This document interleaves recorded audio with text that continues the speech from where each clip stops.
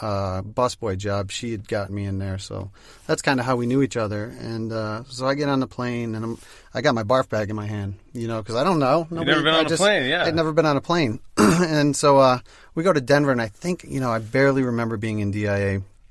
But I feel like it was still under construction, and it's still under construction today, apparently. A couple of my regulars are actually they just won the contract to finish it up. I think they ran out of room for the UFOs in the underground storage, so they're expanding the a little bit. The secret bunker for all the world leaders, yeah. So they can't even get your luggage to you. How are they going to protect, the president and the right. cabinet? So I didn't need my barf bag on the flight to DIA. There was a little turbulence. But next thing I know, I'm walking out onto the tarmac, and I see propellers on the plane that I'm about to get in. So I'm like, that leg of the trip, I almost did need a barf bag, because if you've ever been to Telluride by plane, they take you up, 30-something minutes later, you're descending a little bit, and then all of a sudden you do a corkscrew hairpin 7-point turn, and you hit the deck. Yeah. It's hardcore. Same thing in Aspen, too. You come over the mountains and you have to, drop it quick to hit the runway. And you're in, the equivalent of a lawnmower It's extra. Of planes. It's extra special, So, anyway, I get to Telluride, and Jessica's in the scene, For me, it was a little daunting in terms of snowboarding there, because I come from the East Coast, and East Coast, you grow up riding ice. Right.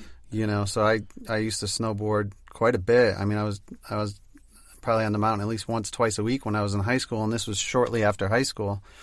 So, so I get out here and we go up the lift, and we're coming down, and I'm out of breath after 100 yards, and I kept falling down. And I'm like, what the hell's going on? She's like, oh, yeah, elevation. Oh, yeah, powder. Oh, yeah, you can turn left here. She's like, you got to lean that shit back and let it ride. And so, that then I got 200 yards out of it, but I couldn't breathe because I was, you go from being a sea-level guy all your life to Telluride. Yeah, it's brutal. Plus trying to light your cigarette up there in the middle of the slope. It's a nightmare. So we rode it, I rode Telluride a couple times, and then we drove out to Crested Butte for the X Games, which was cool, and, there was a lot of partying involved. We were staying in a house with some of the guys competing in the X Games who I don't know who they were. They were just local Crested Butte, Telluride guys that had been good enough to get in there, but there was a lot of partying that went on, and her boyfriend at the time was kind of hooked into the DJ culture, so the partying increased that much, Okay, now I know. I like where this is going. Yeah, so anyway, I found myself, in the car after this trip. It was a great trip. We snowboarded a lot, checked out hot springs, went to the X Games. It was legendary. And I've always smoked quite a bit of weed. Back then. I haven't smoked in quite a while now, but, we would smoke excessively to the point that you get a little paranoid. And so somehow I convinced myself that it was great to carry back a sheet of acid from Max, her boyfriend, her DJ boyfriend. So I don't even know where I pinned this sheet of acid. I think I wrapped it in plastic wrap and like taped it to my leg or something. I don't even remember. But they decided to smoke a blunt on the ride to Telluride Airport. So I went through that whole trip in reverse, high as hell, thinking that somebody with a dog was going to sniff out my LSD because I smelled like weed. Right. So it was pretty challenging to get back. But anyway, I landed on like a Tuesday night, and I was pumped about this sheet of acid. We had ate a couple tabs when we were out there, so I go to Gotham City with my well, I didn't take the whole sheet, but right. I went with a nice strip, and it's snowing on a Tuesday in Connecticut, Danbury, Connecticut, Podunk College Town, so penny draft night wasn't really going down. Wasn't going to happen. No. Might as well. So it's myself and my boss Liam, the Irish drunk dude, and he's got like 3 friends because he's a local boy. Well, his friends are all from the town next door, which is even Danbury's about 100,000 people, but the surrounding towns are pretty small and tight knit, and his bar was like the party bar for the guys that washed up from college and whatnot. So there's probably like 3 or 4 people in there. And us, and it's snowing and it's coming down, and he's working and I'm technically off, and we got a couple friends there. So there was like 1 or 2 dudes that were just high school football player washouts, and then there's Then there's Jessica and her boyfriend Ronnie. Ronnie's another old school bartender who was getting out of the game. You know, he had opened a lawn business and had owned a bar for a little bit, and unlike Liam, you know, hadn't realized yet, you know, had already realized that he didn't want to be a bar owner and let me get the hell out of there. So he was opening a lawn service or whatever. Jesus, I'm just going to say, it's so depressing. Like, guys getting out of the life to become deli owners and lawn service owners. Jesus. You know, it is a little depressing. So keep bartending. Yeah, dude, seriously. You know, it's the glory. You still get the glory role. No offense to our deli owner and lawn service owners out there. Just not for me. No, I've never met a OG bartender that at least has a half a personality that wasn't still cool bartending at 60. I can't imagine being like, I want it thinly sliced. How is that worse than bartending? Like, that's awful. Oh man! But mowing lawns, I get. I think they felt it, you know, because there were times where, you know, they would get a particularly annoying customer. We had one. Her name was Jane, and she would, you know, she had a thick Long Island accent, and she would come in and she'd be like, "Tony, is the roast beef rare today?" You know, and it was like she would walk out some days and they would take a bagel and huck it across the room, and you know, me as a young guy, I was just lucky to not get hit in the head, and I did get hit in the head a couple times. Fucking Jane. Fucking Jane. So anyway, we're in the bar. Your night off. So you we're in set the bar, foot on yeah. your employment's your place of employment's with a soil with a strip of LSD and it's snowing. You know, and so I was really the one female in the room is Jessica, and Jessica, her nickname is Hollywood.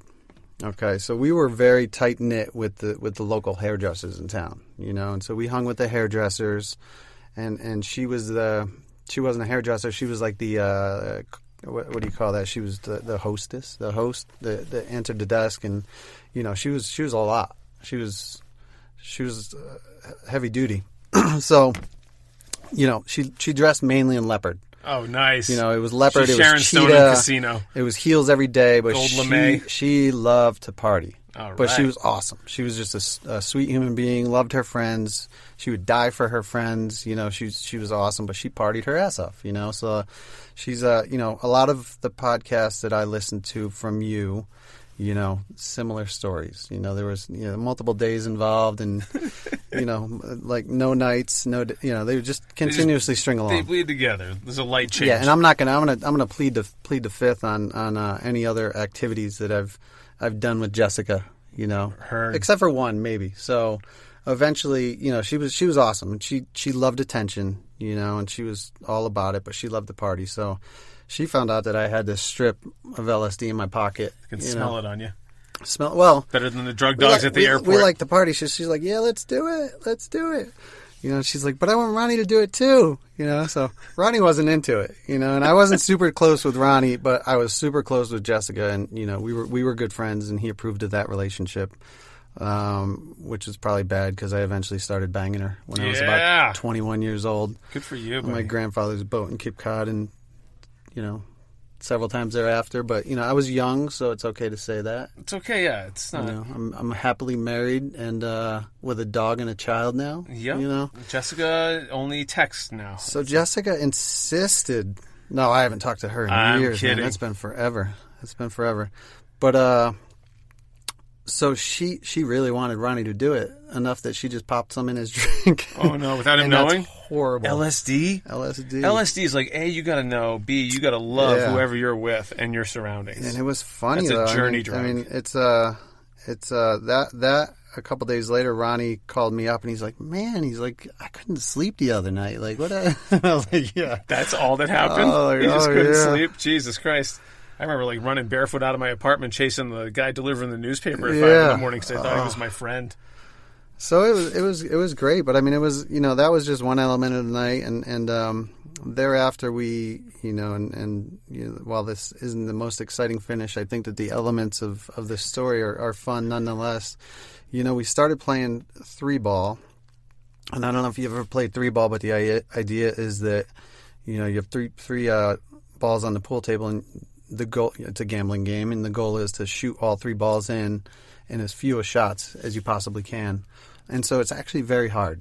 You know, it's one of those things where in the beginning you think that, oh yeah, I can do this easy, and then next thing you know, you're losing money and you're like, fuck. Right. Know, like, you're like at the 20th shot going, what the fuck? Yeah, and Jessica's there distracting everybody. While you're on acid. Yeah. Okay. How are the angles working? Is it still like, do you need a protractor? Is everything still in line? Like you're hallucinating? No, that's the funny thing. That's the funny thing. When you're on LSD, everything lines up for you. Okay. And it's like, it's very, it's very, there's algorithms. You can see all sorts of, what's that curve called? Fibonacci. Everything is Fibonacci sequence sometimes. You're like in Tron world. You're able to see like the design of the universe sometimes, so I don't know what it was, but I step up to play 3-ball, and like my second or third shot, of the night, I had watched these guys play for like an hour before I had the balls to jump in because I was tweaking out of my mind. Yeah. And so I finally step up, my third or fourth time, and like the balls go in slow motion, and they go up and around, and all three dropped in. And you can imagine if you're on LSD, like that shit blew my fucking mind. Oh man, that's like a stroke right there. It was like all the walls started melting because I was so excited. You're like one shot. Yeah, you just like you one broke. Shot. All three balls went in, and I took the pot, which was like $100. And I was like, it was crazy. Tripping on acid, it's like golf. What's your handicap? LSD. Oh my god. That's amazing. But yeah, years later, I started dating Jessica. She was probably 10 years, 8, 9 years my senior, and she was like the hottest ticket in town. And nice. It was one of those things, and yeah. She was like a hot party girl, like 10 years older than you. So party girl. I can't imagine what went wrong. I don't know. Do you remember how that one came to an end? I got into more drugs. Oh, you did? Oh, you outdid her? Story for another day. All right, next episode, we're going to hear the sequel to this from Snap. Story for another day that's never going to happen. All right, we'll see what happens. All right, guys, you heard it. Snap, Denver, working at Carboy Winery. Never play him in 3-ball. Please do not come in and put acid in my drink thinking that you're doing me a favor. Yeah, check his pupils before you gamble with him. That's all I'm going to say. All right, buddy. Thank you, man. I appreciate it. Yeah, this was fun. Love you, brother. Love you, man. Peace. Folks, it's been a blast. You don't have to go home, but you can't stay here. And a call to my fellow booze slingers. Send in your stories to cocktailsandwastednights@gmail.com. You can remain anonymous if you'd like. Thanks for listening, subscribing, downloading, and spreading the word. Don't be afraid to give me a good review, even if you're lying. We'll see you next week on Behind Bars, Cocktails, and Wasted Nights. Cheers!